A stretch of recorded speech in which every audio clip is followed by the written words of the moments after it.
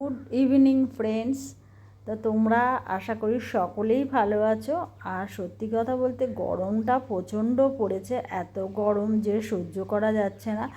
আমারও না যেন এসির লোকটা এসে এসিটা লাগানোর কথা ফ্ল্যাটে, কিন্তু কালকে এসে শুধু খুলে দিয়ে ওই বাড়ি থেকে খুলে এই বাড়িতে নিয়ে এসছে, তার ছিল না বলে বলছে নতুন তার লাগবে, সেই জন্য লাগাতে পারলো না। আর এইদিকে দেখো না মেয়ে ঠাকুরকে দিয়ে নিচ্ছে। রবিবার তো, যেহেতু রবিবার আর আমার কাজ প্রচুর থাকে, ও বলছে মা আজকে আমি ঠাকুরকে দিয়ে দিই।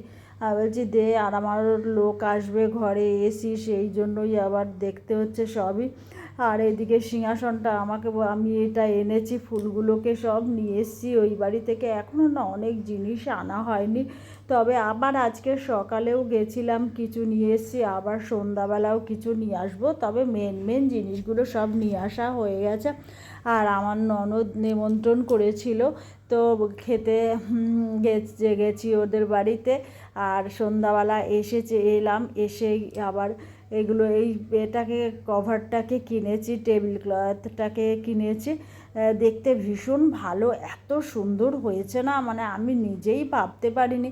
অথচ জানো আমাদের এখানে যে পাওয়া যায় দোকানে কিনতে, আমি এত সুন্দর কিন্তু কভার আমি কখনো দেখতে পাই না।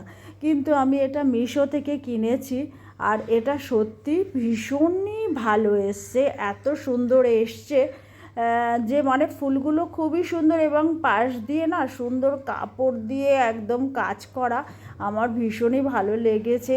আর আমি এখানে ফুলদানি টানি সবই সাজিয়ে গুছিয়ে নিচ্ছি, কারণ আবার ঘরে আরও লোক আসবে, কারণ হচ্ছে গ্যাস সারাতেও আসবে, তারপরে তোমার এসির লোক আসবে, তারপরে অনেকে আসবে। এই দেখো এসে বলতে না বলতেই তোমরা দেখতে পেয়ে গেলে। এই দেখো গ্যাসের, আসলে আমি গ্যাসটা কিনেছি, মানে ওভেনটা কিনেছি, কিন্তু জ্বালিয়ে দেয়নি সেদিন, কারণ আমার সেদিনকে সিলিন্ডার আমার কাছে ছিল না। আমাকে বলেছিল যে আমি জ্বালিয়ে দেবো, কোথাও থেকে একটা সিলিন্ডার নিয়ে আয়। তা আমি বললাম না, আমি নিয়ে আসতে পারবো না, কারণ আমার কাছে নেই সিলিন্ডার। আমি যেদিন এখানে নিয়ে আসবো সেদিনকে আমি সিলিন্ডারটা তুমি আমাকে লাগিয়ে দেবে। তো সেই জন্যই কালকে যেহেতু গেছি, ওই জন্য আমি ফোন করে ডেকেছিলাম যে চলে আসো। এই দাদা হচ্ছে আমার বাপের বাড়ির একদম পাশেই থাকে, একেবারে খুবই চেনা জানা, ছোটো থেকে দাদা দাদা বলে ডাকি। যাই হোক, একটা ওভেন আবার একটু ডিস্টার্ব করছিল, অল্প আগুন হচ্ছিল। আমি বললাম অল্প আগুন দিলে কিন্তু হবে না, কারণ হচ্ছে আমার সকালবেলা কিন্তু ভীষণ জলদি থাকে, কারণ হচ্ছে আমার অফিসের সমস্ত রান্না করতে হয়। বলে 3টে ওভেনে তুই রান্না করবি? আমি বলছি হ্যাঁ, আমাকে 3টে ওভেনেই রান্না করতে হয় সকালবেলা, কারণ 2টো ওভেন থাকে, একটা ইন্ডাকশান থাকে। আমার সকালবেলা ভীষণ তাড়াহুড়ো লাগে, সেই জন্য আমাকে অনেক কিছুই ব্যবহার করতে হয় একসঙ্গে। তা ও আবার অনেক কিছু দেখে টেখে তারপরে কী সব লাগিয়ে, ওরা জানে মিস্ত্রি তো, ওরা জানে যে কিভাবে কি হবে। তো সুন্দরভাবে তারপরে দেখলাম, বলল এই দেখ সুন্দরভাবে করে দিয়েছি, খুবই সুন্দর। তারপরে আগুনটা উঠছে, আর কর্তামশাই গেছে এইদিকে দোকানে, গিয়ে ডিম নিয়ে এলো, কারণ দুপুরবেলা ননদের বাড়িতে নেমন্ত্রণটা খেয়েছিলাম আসবো বলে, যেহেতু এখানে ঘরে শিফটিং করছি, সুতরাং বলেছে যে তুই রান্না করবি না, আমার বাড়িতেই খাবি, সেই জন্য।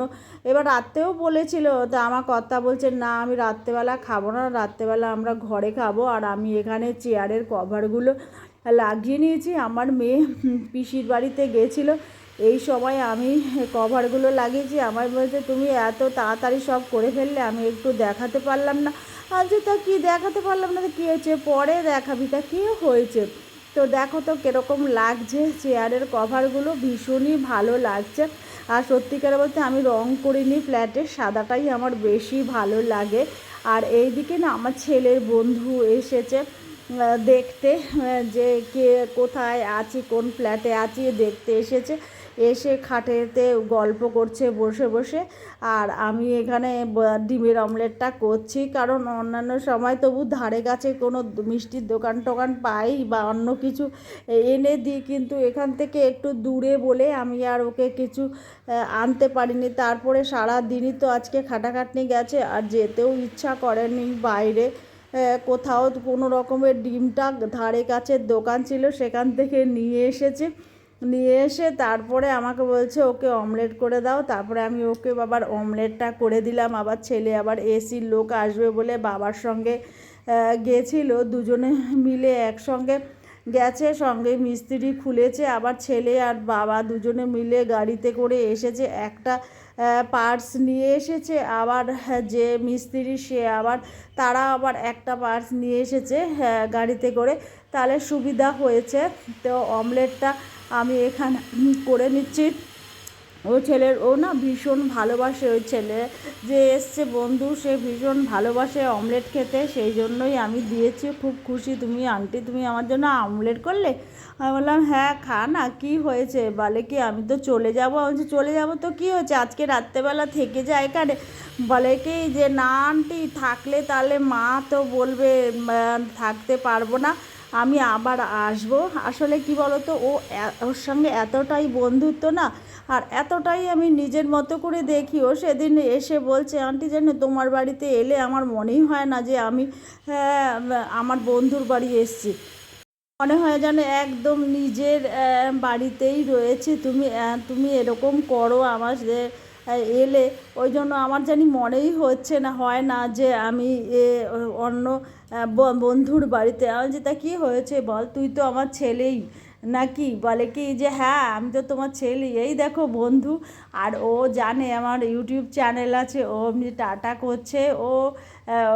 ও ছেলেটা খুবই ভালো। তবে ও আর ছেলে জানো, আমার ছেলে যেহেতু অন্য স্কুলে ভর্তি হয়েছে, ও করেছে কি এতটাই আমার ছেলেকে ভালোবাসে, ও গিয়ে অন্য স্কুলে, যে স্কুলে ছেলে ভর্তি হয়েছে সেই স্কুলেই ও ভর্তি হয়েছে। আর এইদিকে সন্ধ্যা হয়ে গেছে, আমিও ঠাকুরকে মানে সন্ধ্যা আরতি দিয়ে নিচ্ছি। কারণ হচ্ছে আজকে আবার একটু দেরি হয়ে গেছিলো, কারণ হচ্ছে যেহেতু এখানে লোক নানান রকমের এখন আসছে যাচ্ছে, ওভেনেরও লোক এসছে সে করতে, যার জন্য দেরি হয়ে গেছে। তাও আবার লাইটার পাচ্ছিলাম না, আবার কর্তামশাই গিয়ে আবার দেশলাই নিয়ে এলো, নিয়ে আসার পরে গিয়ে আমি ঠাকুরের সন্ধ্যাটা দিলাম। সন্ধ্যাটা দেওয়ার না সবসময় আমি একটা টাইমেই দিই, সন্ধ্যাবেলা দিই। আর বেশি কথা বলছি না, তো বলো তো আমার ভিডিওটা তোমাদের কেমন লেগেছে? যদি ভালো লাগে লাইক শেয়ার কমেন্ট করবে, সাবস্ক্রাইব তো অবশ্যই করবে। তাহলে তোমাদের থেকে টাটা নিচ্ছি।